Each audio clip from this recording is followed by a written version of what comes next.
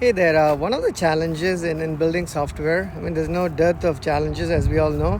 One of the challenges starts from requirements, right? In terms of not so much the team that gives you the requirements, I'm referring to requirements as an item, meaning where do you draw the line as to what is important enough to be built now versus what is important enough, perhaps, but not so much not important enough now. In other words, you don't need to build it at this point of time, right?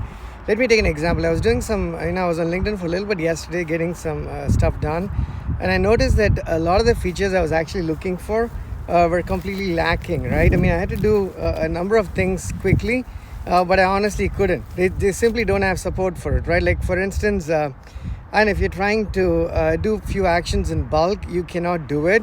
So I had to find sort of workarounds and figure out how I could do what I wanted to do optimally with the limited features that they have.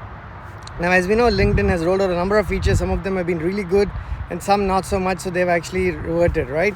But with that said, this is just, it's not, I cannot go into the details of what that item is because it'll kind of muddy this what I'm trying to explain here. So I'm trying to keep it as generic as possible.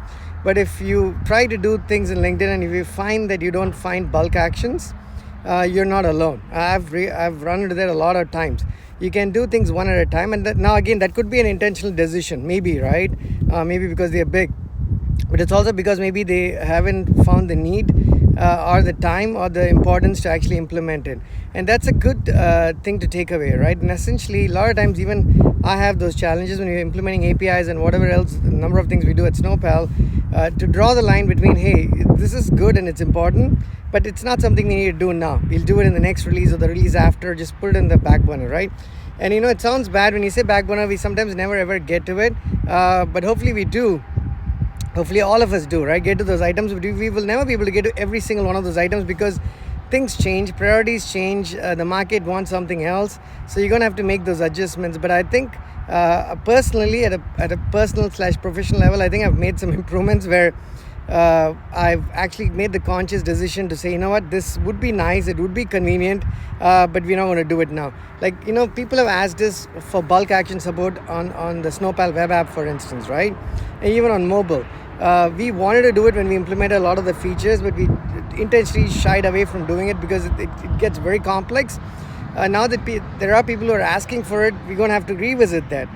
But you have to defer those decisions till your customer actually asks for those things, and there's enough of them asking for it, right? There's always going to be somebody asking for something, but there's going to have to be a number of them asking for it before you and your team are going to have to take the time. So before it's one thing, because if you have an engineering team that's very good and they're able to do a lot of things, you're going to implement, you're going to be more receptive to requirements.